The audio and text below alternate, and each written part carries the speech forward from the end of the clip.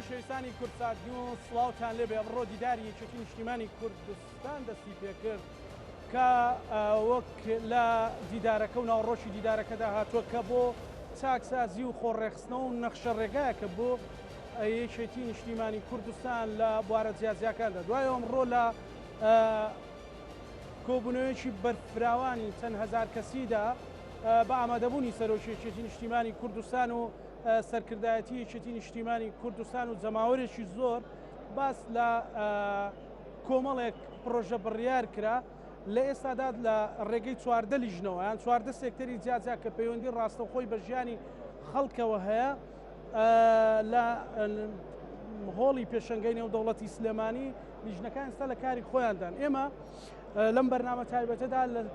سەر گرنگجیدانی گەنج کە سەرۆکی یەکێتی نیشتیمانی کوردستانی ژاماژەی پێدا لەناو قسەکانیدا لەناو پەنەڵەکەیدا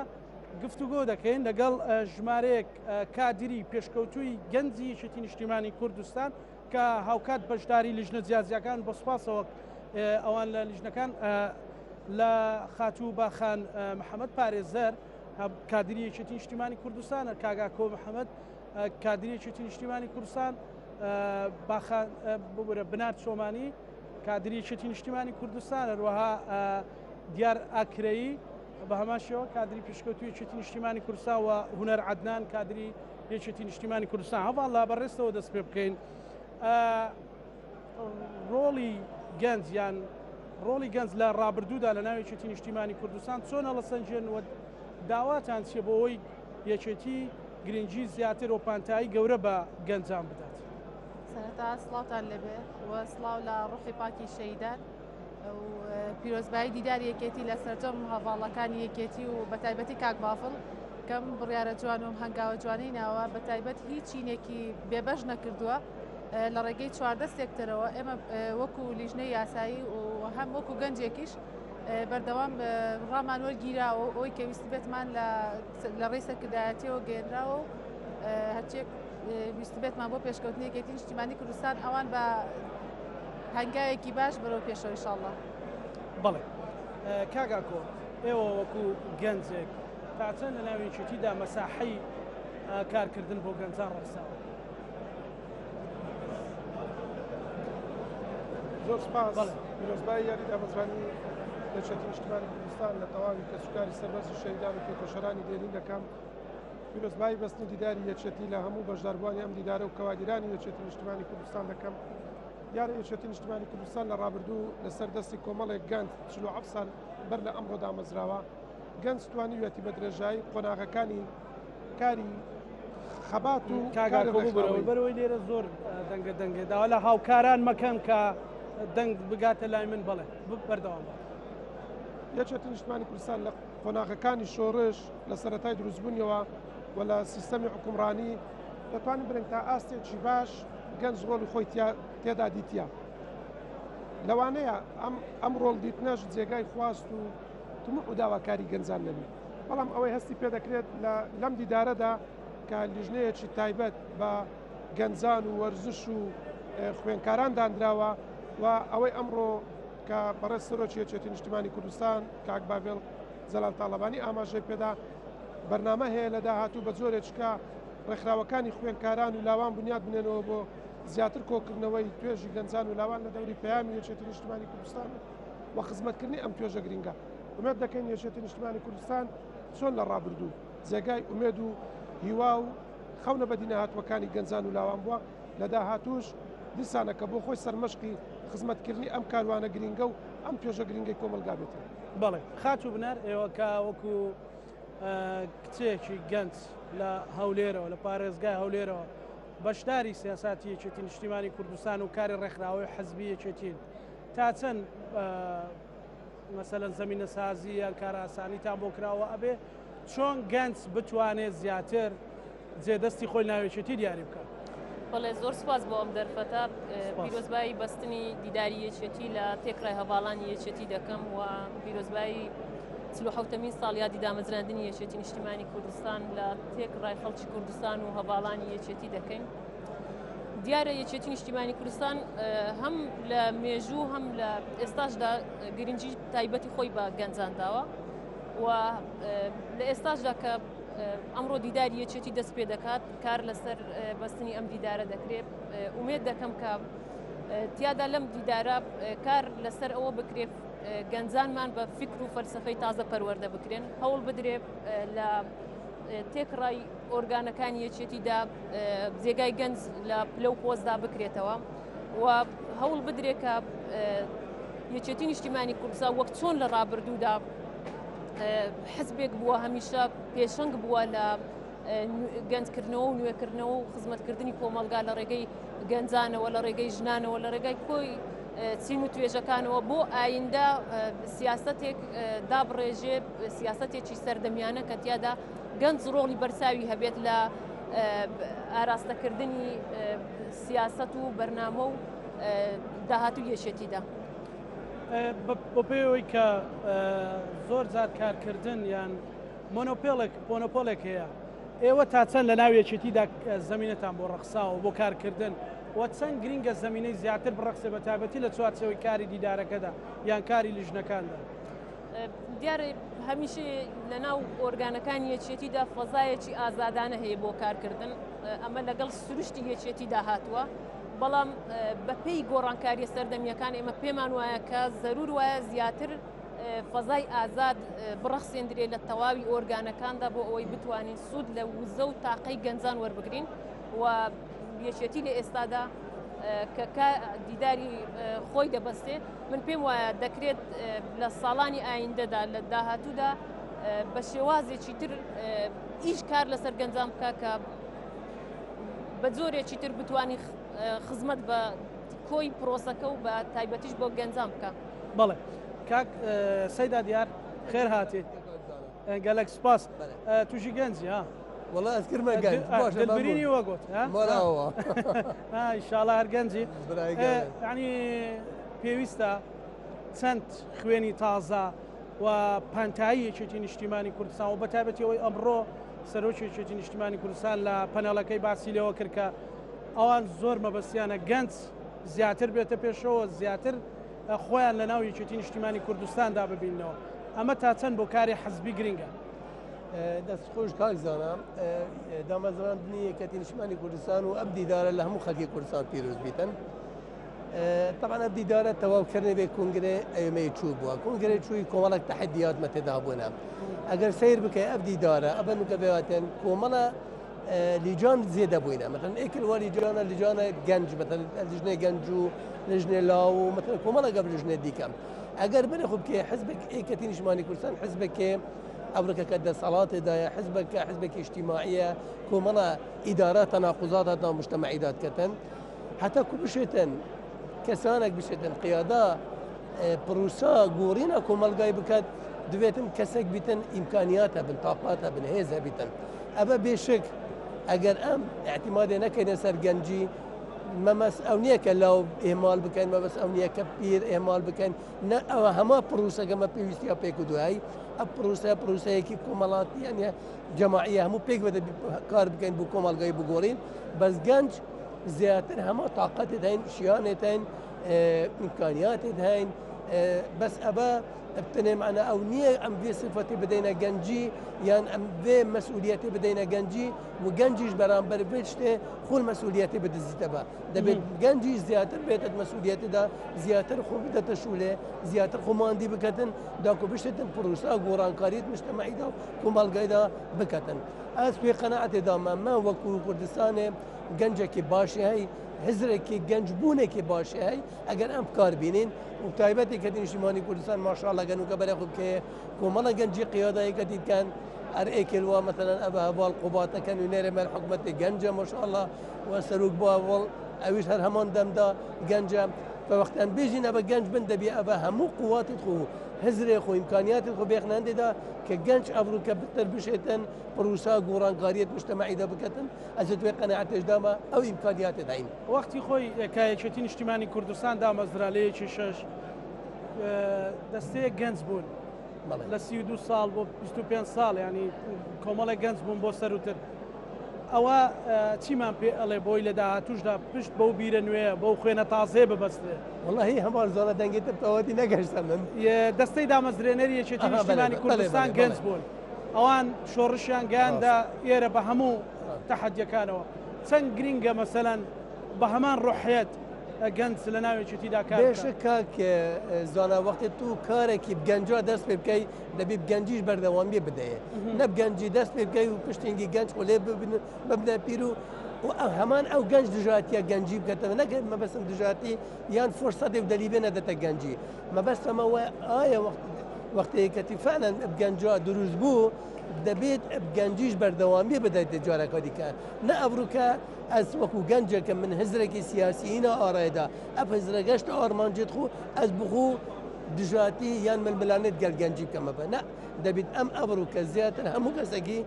زمینێ بدەینە گەنجی گەنج بێتە پێش چونکە وەکو جەنابەتە گوتی یەکەتی سەرشانی گەنجای دروست بوو دوێت سەرشانی گەنجۆش بەردەوامی بدەینێ گەلک باشە کاکوونەر ئێوە وەکو گەنجان تا چەند لە ناوێکێتی نیشتیمانی کوردستان زمینەی کارتان بۆ ڕەخساواتانەوێ یەکێتی چیتر بکات بۆ ئەوەی بتوانن زیاتر توانەکانی خۆتان لە ناو یەکێتیدا ببینەوە. سپاس کاکزانە سەرەتا دیداری یەکێتی لە کادیران و هەموو ئەندامانی یەکێتی نیشتیمانی کوردستان پیرۆز بێ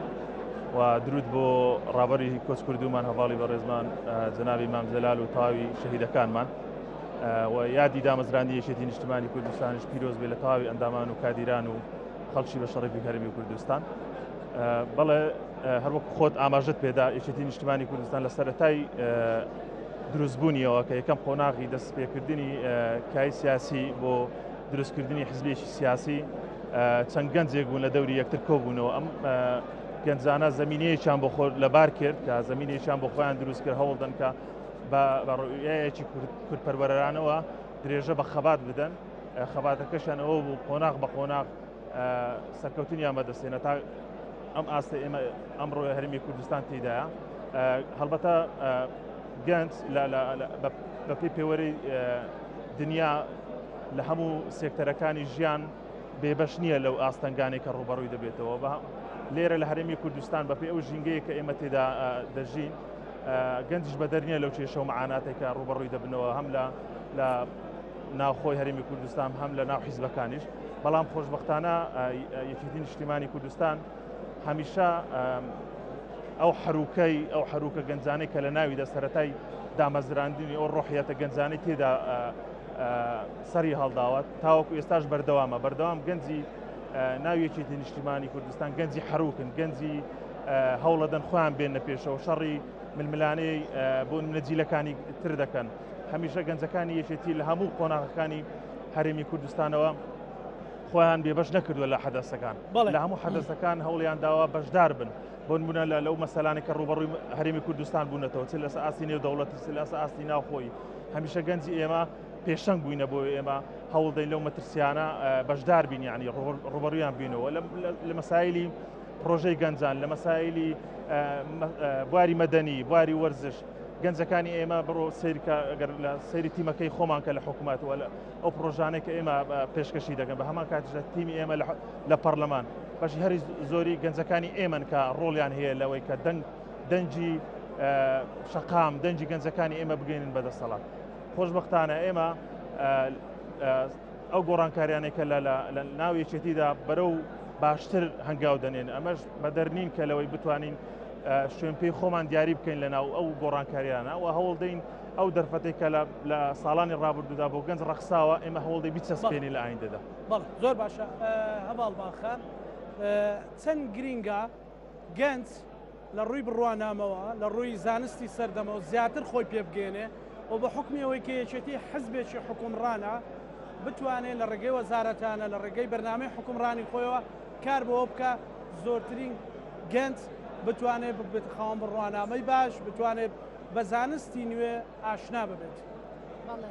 پێویستە هەموو لایەک ئەو ڕاستیە طبعاً هەموو لایەک دەزان و ئەوە ئاشکرایە کە هیچ حزبێ بە قەدەر یەکێتی نیشتیمانی کوردستان دڵسۆز نەبووە بۆ گەنجان بۆ کەسوکاری شەید بۆ هەموو چینەکانی کۆمەڵگە بێگومان پێویستە گەنج خۆی پێ بگەێنێ و بەردەوام لە پێشڕەویدا بێ بۆ گەیاندن بە زانستمنۆک و خۆم توانیمە چەند جامیعەیەک و چەند ئاستێکی علمی ببڕم ئەجا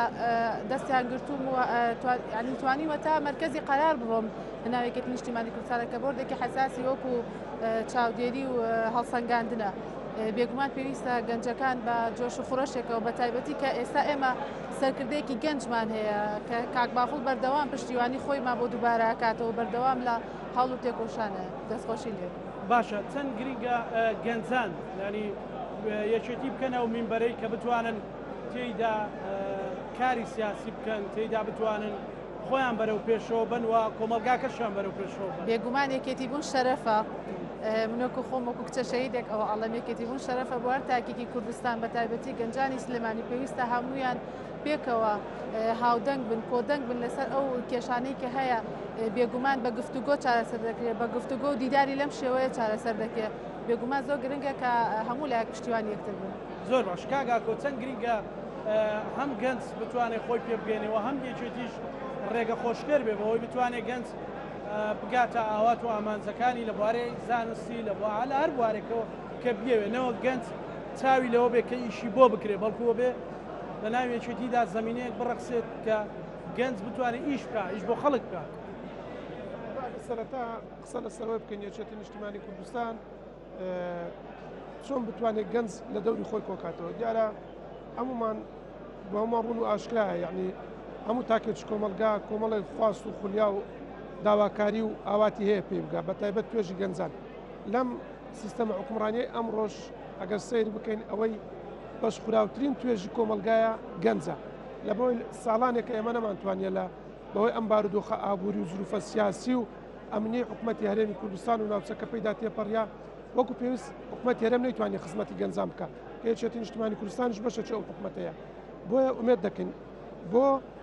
بۆ داهاتوو کە ئێستا گۆڕانکاری ئابووری دروست بووە و گفتوگۆی لایەنە سیاسیەکان دەستی پێکردوێتەوە بۆ چۆنیەتی جارێککە بەرەو چونەوە بەرەو هەڵبژاردن و خزمەتکردنی کۆمەڵانی خەڵکی کوردستان یەکێتی نیشتیمانی کوردستان لە دوای ئەم دیدارە بە پلان و بەرنمەیەکی نوێ بێتەوە مەیدانی کارکردن بۆی بتوانێت خزمەتی زۆرترین توێژی گەنجانی تێدا بکات خواست و خولیا و ئاواتەکانیان بێنی تەدی و گەنجان هەست بەوە بکەن دەتوانن لە چوارچێوەی یەکێتی نیشتیمانی کوردستان ئەو بەرنامە و پلانانەی کە کاری بۆ دەکەن دێتە دی لە هەمان کاتیشدا پێویستە گەنجانی کوردستان بەگشتی لەگە گۆڕانکاریەکانی سەردەم هەڵ بکەن هەوڵ بدەن لە بوارە جیازیەکاندا خۆیان پێ بگەێنن هەمومان دەزانین ئەمڕۆ دنیای پێشکەوتنە دنیای عزاریە هەم لە بواری بڕوانامە دەرەی لە بواری بازرگانی دەرەی لە بواری بەڕێوەبردن دەرەی هەموو ئەوانش پێویستی بە خۆپەروەردەکردن و خۆپێگەیاندن و شارەزابوون و پەیداکردنی ئەزمون هەیە لەگەرەوەی چۆن ئەرچی حکوومەتی هەرێمی کوردستان و هێزە سیاسیەکانە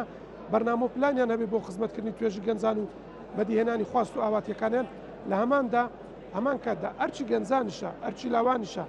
هەر یەکە لە بوارەی جیا کە ئارەزووی دەکات کە لەگە خواست و خولیاکانی دەگونجێت خۆی پەروەردە بکە و خۆی پێبگەیانی بۆی بتوانیتن لەگە گۆڕانکاریەکان زمینی خۆ پەروەردەکردن و خۆپێگەیاندن لە ناوێکێتیدا هەیە پێم وایە ئەگەر بەراوردێک لە یەکێتی نیشتیمانی کوردستان وەکو ڕێکخراوێک و هێزێکی سیاسی بەراورد بکەین لەگەر هێزە سیاسیەکانی تری هەرێمی کوردستان دەتوانین برێن یەکە لەو هێزانەی زۆرترین دنیابینی یان کودەرە مەیدانی خۆپەروەردەکردن و زمینە سازی ڕەخساندووە بۆی گەنجانی کوردستان و گەنجانی یەکێتی نیشتیمانی کوردستان بتوانن هەم خۆیان پەروەردە بکەن هەم ڕۆڵی خۆیانی تێدا ببینن هەر ئەوەی ئێستا دەیبینین لەم دیدارە تەماشا دەکەن ئەمڕۆ نخبەیەکی زۆری گەنجان تێدا بەشدارن ئەگە سەیرێکی ئۆرگانەکانی یەکێتی نیشتیمانی کوردستان بکەین هەر لە ئاستی سەرکردایەتی مەکتەبەکان مەڵبەندەکان ڕێکخراوەکان بە نسبەی جیاجیا گەنجان توانیوێتیان ڕۆڵی خۆیانی تێدا ببینن و ئومێد دەکەن لە دوای ئەم دیدارەش جارێککە بە کۆی ئەو پرۆژانێکەوە پێشکەش دەکرێت پرۆژەیەکی لێ بەرهەم بێتن یەکێتی نیشتیمانی کوردستان بتوانین بیکاتە بەرنامە و پلانی کارکردنی بۆی خزمەتی گەنجانی پێ بکاتوە گەنجانش بتوانن لە چوارچەوەی ئەم بەرنامە هەم خۆیان پەروەردە بکەن خۆیانش پێ بگەێنن زۆر باشە خات و بنەر ینی گەنج هەمیشە بە هەموو شتێک ڕازی نییە چەند گرنگە لە ناوێکێتیدا زمینەیەک بڕەخسێ کە یەکێتی بیرۆڕای ئازاد تێیدا مەساحەیەکی بەرفراوانی هەیە کە گەنج بتوانێت ڕەخنە و ڕەخنە لە خۆگرتن لە ناوێکێتیدا بکاتە بنەمایەک بۆ چاکسازی کۆمەڵایەتی بۆ چاکسازی حکومڕانی. کاکزانە دیارە لە دوای ڕاپەڕینەوە جیلێک لە دایک بووە لە دوای ڕاپەڕینەوە ئەم جیلە پەیوەندیەکی ڕۆحی لەگەڵ هیچ حزب و لایەنێکدا نییە وەکو پێویست. ئەم جیلە قۆناغەکانی شۆڕش و ڕاپەڕین و چەکداریان بە چاوی خۆیان نەبینیوە، هەموو قوربانیەکانی یەکێتی و حزبەکانی تریشیان نەبینیوە کە لە پێش ڕاپەڕینەوە لە دایک نەبووینە هێشتا. لەبەرەوە زۆر گرنگە یەکێتی نیشتیمانی کوردستان کار لەسەر ئەم جیلە بکات کە لە ئێستادا پێیان دەگوترێت جیلی گەنج و ئەم جیلە پەیوەندی ڕۆحیان لەگەڵ حزبەکاندانیا. گومانی تێدانی یەکێتی خاوەن سەرمایەیەکی گرنگ و گەورەی معنەویە لە گەنجان، بەڵام من پێم وایە کە لە ڕابردوودا وەکو پێویست نەتواندراوە ئەم سەرمایە گرنگەی کۆمەلگا وەکو پێویست بخرێتە گەڕ بخرێتە خزمەتی یەکێتی نیشتیمانی کوردستان و ئەو زەمینەی وەکو پێویست لەبار نەبووە.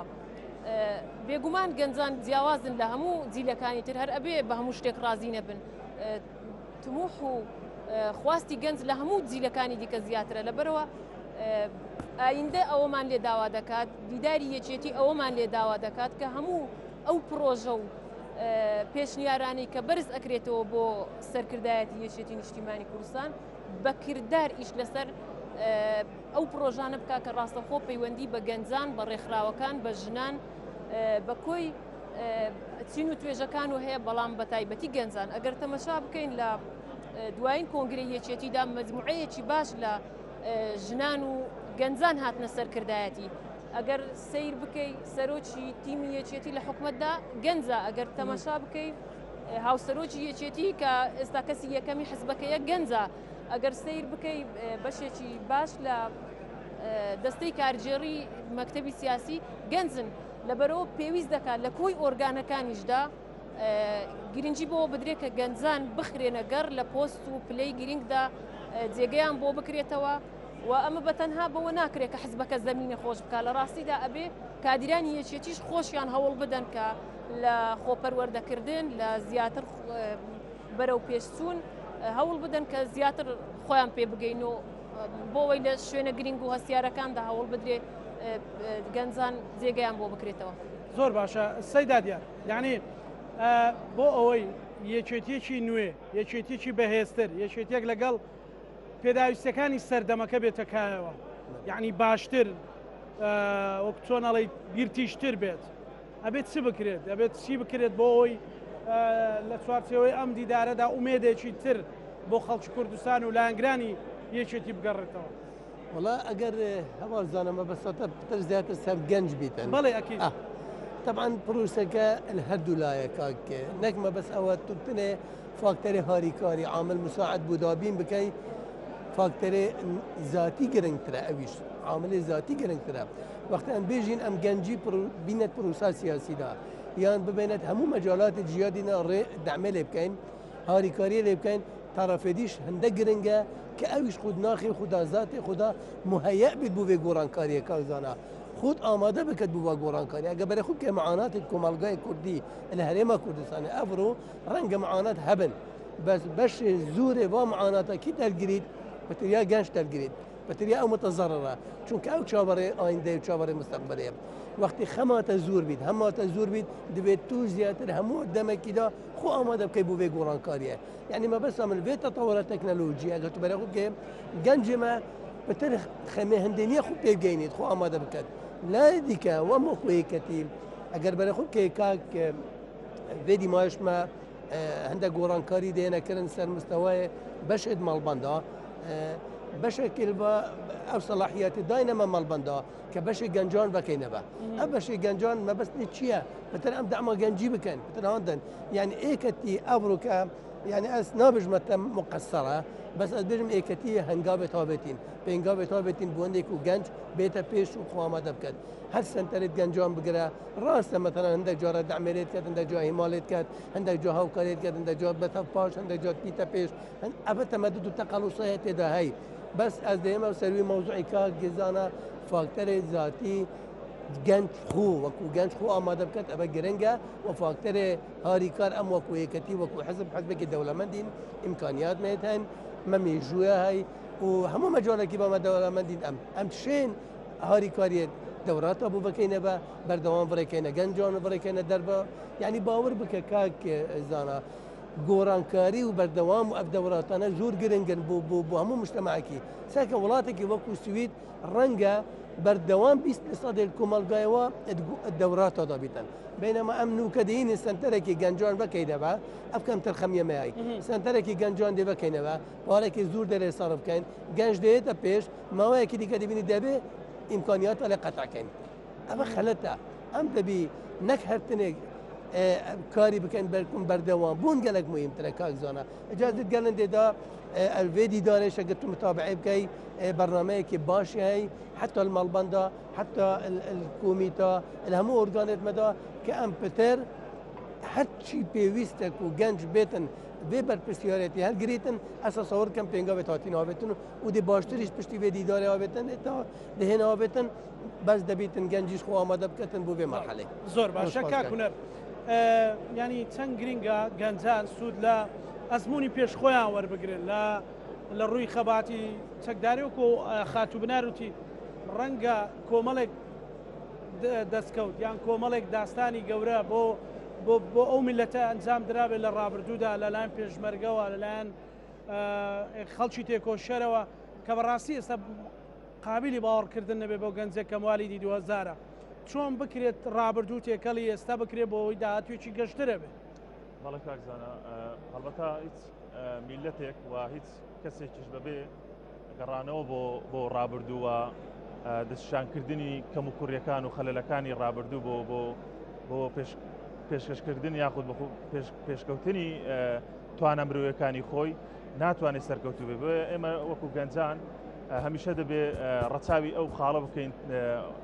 تەجروبە لە کەسانی پێشی وەربگرین وەلا لە هەمان کاتە ڕێزیش لە ماندووبوون و لەو هەوڵانێک کە ئەوان ئەنجامیان داوە لە ساڵانی ئەو تەمەنی ئەوان پێیاندا گوزەر کردووە هەڵبەتە قۆناغەکانی مێژوو قۆناغەکانی ژیانی سیاسی و کۆمەڵایەتیش ڕۆژ بە ڕۆژ مانگ بە مانگ ساڵ بە ساڵ گۆڕانکاری بەسەردادێ ئێستا گۆڕانکاریەکان ئەوەندە خێرابوونە مرۆڤ ناتوانێت تەسەوڕکە بەیانی چی ڕوودەدا بۆیە ئێمە لەگەڵ ئەو گۆڕانکاریانە دەبێ هەوڵ دەین حساب بۆ ڕابردوشمان بکەین و لە هەمان کاتیشدا دەبێ تەجروبەی ڕابردوش بکەینە دەرسێک ئەو بکەنەوانەیەک بۆ ئێمە هەوڵ دەین لە داهاتوودا سەرکەوتن بەدەست بێنین ئەم تێکەڵاوکردنەی ڕابردوو لەگەڵ ئێستادا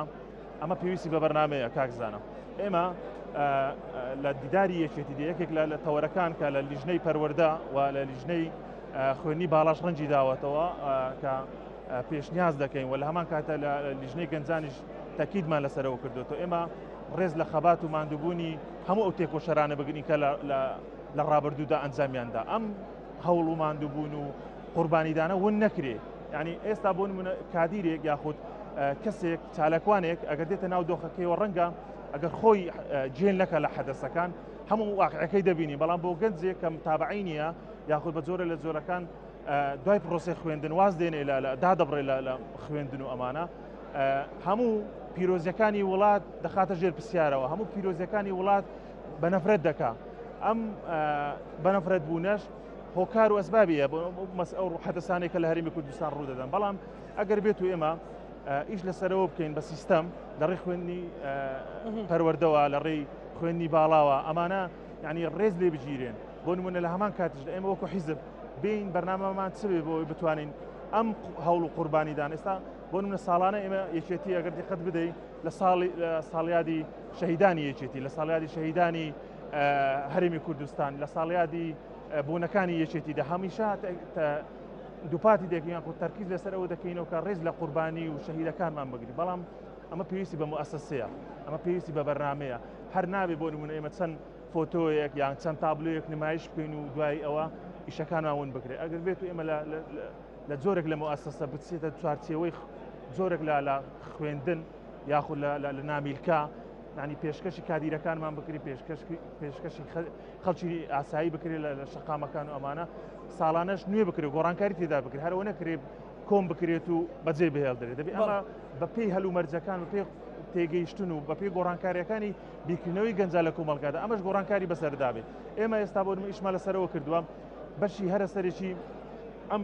هەوڵ و قوربانیە ئێستا بۆ من ئێمە جیلێک مارەسەی ژیانی خۆمان دەکەین لە هەرێمی کوردستاندا سبەی ئەگەر بێت و ئێمە بەرنامەمان نەبی ئەمەش بە هەمان دەردی ئەم تێکۆشەرانی ڕابردوو دەچین بۆیە دەبێت پێویستمان بەوەیە کە بەرنامەیەکی تۆکمەمان هەبێ موسسەیەکی لەو دیدارە تا چەند کاریگەری لەسەر دروستبوونی ئەو بەرنامەیە دەبێت ئەم دیدارە یەکێک لە خاڵە هەرە جەوەریەکانی ئەوەیە کە ئێمە پرۆژە تەقدیم دەکەین دوای ئەوە ئەم پرۆژەیە دەچێتە بەردەم ئەندامانی مەکتەبی سیاسی دوای دەچێتە دەست ئەندامانی ئەنجومەنی سەرکردایەتی ئەوانە بۆی پەسەند بکرێ هەموو چین و توێژەکان هەموو ئەندامێکی یەکێتی هەتا غەیری یەکێتیش توانیوە بە پێشنیاز و بە پرۆژە لەم دیدارە بەشداری پێ بکە ئەمە خاڵێکی زۆر جەوهریە کە ئێمە جاران ئەگە گلەیمان لەوە دەبوو دەمانگوو لە سیاسەتی یەکێتیدا پرسمان پێ ناکرێت لە سیاسەتی یەکێتیدا ناتوانین ڕەئیمان هەبێت بەڵام خۆشبەختانە ئەم دیدارە کە لەژێر سەرپەرشتی هەواڵی بەڕێزمان کاک قوبات کە خۆشی ڕوئیەکی زۆر گەنجانەی هەیە هەمیشە پاڵپشتی گەنج بووە یەکێکە لەو سەرکردانەی لە هەرێمی کوردستاندا ینی دەرگایکی زۆر باشی کردوتەوە کە سەرکردەکانی سەیری پرۆگرام و بەرنامەکانی ئەو بکەن بۆ پاڵپشتیکردنی گەنجان بەڵام بۆی جوابی پرسیارەکە دەمەوە ئەم دیدارە دەرفەتێکی زۆر باشە کە ئێمە بتوانین هەریەکە و لە لیژنەکانی خۆیان ئەو پرۆژانەی ئامادەمان کردووە پێداگر بین لەسەر ئەوەی پرۆژەکانمان بچەسپێ ینی هەر ئەوە نەبی ئێمە بۆ نمونە پرۆژەمان تەقدیم کردووە سبەی بە دوواداچوونی بۆ نەکەین ئێستا ئێمە بۆ خۆمان وەکو گەنجان دەبێت بە دوواداچوونی بۆ بکەین تا چەند پرۆژەکانمان جێبەجێ دەبن یاخود پەسەند دەکرێن ئەوەی جێبەجێ ناکری پەسەند ناکری لە هۆکارەکانی بپێچینەوە یاخود بەرنامەی بۆ دابنین بۆ دوای پەسەندکردن ئامادەسازی بۆ بکەین بۆ دیدارێکیکە ئەو خاڵانەی کە جێبەجێ نەکراون ئێمە هەوڵدەین شوێنی بۆ بکەینەوە دەست خۆش تۆتت کچە شەهیدم بەڕێز باخان ئێوە کە سوکارتان بەخشیەوە بە کوردستان لە چوارچێوەی ڕێبازی یەکێتیدا چەند گرینگە بە هەمان ڕۆحێت بەڵام بە ڕەچاوکردنی پێشکەوتنەکانی دنیا خەبات بکرێت لە ئێوە نموزەجێک بۆ هەموو ئەوانەی کە سوکاریان شەهیدە بێگومان کە سەرکردایەتی گەنج بوو بڕیارەکانیش بوێرانە ئەبێت بۆم دەخەی ئێستای کوردستان پێویستمان بە بڕیاری بوێرانە هەیە بە خۆشحاڵیەوە سەرکردایەتی و کاک بافڵ بەڵێنی پێداوین کە بەردەوام هاوکارمان بێت لە هەر پێشکەوتنێک بۆ گەنجان و ئەوە شار بە قسە نییە بەڵکو بەکردار سەلماندوێتی و کە دیداری یەکێتی بێگومان بۆ گەنجەکان و گشت کۆمەڵانی خەڵکی کوردستان و ئێمەش بێگومان خەباتی کۆن و خەباتی شاخ خەباتێکی زێڕیم بوو و لە ئێستا ئەمانوێت لە شاریشدا بە هەمان شێوە ئەو جوانیە و ئەو بەرزەی کە ئەوان نواندیان ئەو شەیدان کە خوێنی زۆرمان بەخشی بۆ ئەمەی کە ئێستا بەرهەم هاتووە ئێمەش وەکو گەنجان دووبارە بۆ هەموو ئەو گەنجانەی کە فرسەتیان بۆ هەڵنەکەوتۆ یاخود توانیان ئێمە بتوانین لە ڕێگەی گەنجەکانی ناوێکێتی نیشتیمانی کوردستانەوە هەر پێداویستێک ئەوان هەیە بێت یاخود هەر ڕێگایەک کە باش بێت بۆ ئەوان ئێمە لە هەوڵ و تێکۆشان نابین و بە هیوای سەرکەوتن بۆ هەموو لایەک سپاسەکەم دوا سەرنجی بەڕێز کاگاکۆ دیدار ئەمانزەکانی خۆی بپێچیت هەروەها کۆی لیژنەکان بتوانن هەریەکە ڕژنووسەک یان کودەرێک کۆتا ڕژنووسی خۆیان ئامادە بکەن کە لە داهاتوو دەبێتە بەرنامەی کار و استراتیژی یەکێتی نیشتیمانی کوردستان بۆ کارکردن ئەو هەواڵانەی کە لێروکانە ئەمڕۆ بەشداری دیداری یەکێتیان کردووە و بەشدارن لە کاری لیژنەکان ئەو باڵێکی مێژووی دەکەوێتە ئەستۆیان لە چۆنیەتی ئامادەکردنی ئەم راپۆرتی ئەم لیژنانە کە لە هەر لیژنەیەک بتواندرێت جێگای خواست و داخواز و داواکاریەکانی کۆی ئەو توێژە لەخۆ بگرێتن ئومێد دەکەم دوای دیدار دوای پەسەندکردنی راپۆرتی لیژنەکان یەکێتی نیشتیمانی کوردستان لە قۆناغی داهاتووی کاری ڕێکخراوەیی حکومڕانی سیاسی هەم لە هەرێمی کوردستان هەم لە سەرئاستی حکوومەتی ناوەند هەم لە سەرئاستی ناوچەکە و جیهانیش دەرێ بە شێوازێکی نوێ و قۆناغێکی نوێدا هەنگاو بنێت و ببێتەوە ئەم یەکێتیەی کە کۆمەڵانی خەڵکی کوردستان ئومێدیان بۆ دەخواست. زۆر باش دواب سەرنجی خاتوو بنار ئومێد دەکەم کە دیداری یەکێتی کە ئامانجێکی گەورەی لە پشتەوەیە ئامانجە گەورەکەی خۆی بپێچێ و لەوە گرنگتر ئومێدەوارم کە سەرکردایەتی یەکێتی بەرپرسانە مامەڵە لەگەڵ ئەو ڕاستپاردە و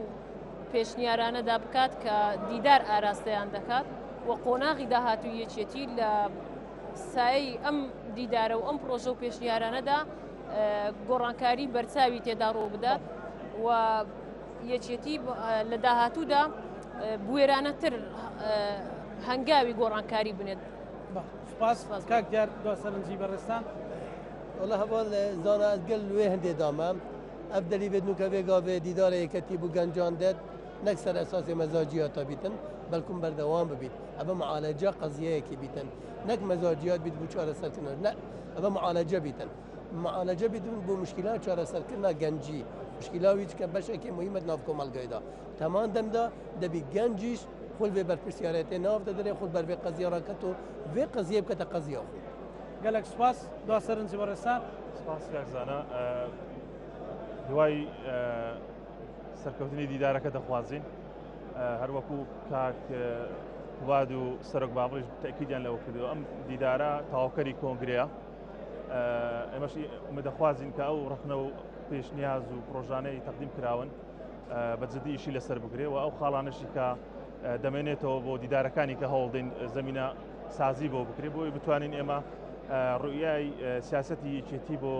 هەلومەرجەکان بۆ قۆناغەکانی ژیانی سیاسی کۆمەڵاتی هەرێمی کوردستان خۆ بگونجێنی و بێ و حەدەسانش کە دێن ڕوبەڕوومان دەبێتەوە ئاسانتر بتوانین مامەڵە لەگەڵ هەر حەدەسێکدا بکەین کە ڕوبەڕووی هەرێمی کوردستان دەبێتەوە. سپاس بۆ جەناب. بەڵێ زۆر زۆر سپاس بۆ بەڕێز هونەر عەدنان، سپاس بۆ بەڕێز دیار ئاکرێی، سپاس بۆ بەڕێز منار محەممەد، سپاس بۆ بەڕێز ئاکۆ منار مستەفا و بۆ ئاکۆ محەممەد و بۆ بەڕێز باخان محەممەد. سپاس بۆ ئێوە هیوای سەرکەوتن نێرانی خۆشەویست کورسات دیداری یەکێتی لە ڕۆژانی داهاتوو بەردەوامە بێ کورسات نیوز لە ڕێگەی تیمەکانی و لە ڕێگەی بەرنامەکانمان هەوڵە دەین زۆرترین زانیاری بە ئێوە بگوازین. هەموو لایەکتان ئەمانەتی خوای گەورە بن خواتان.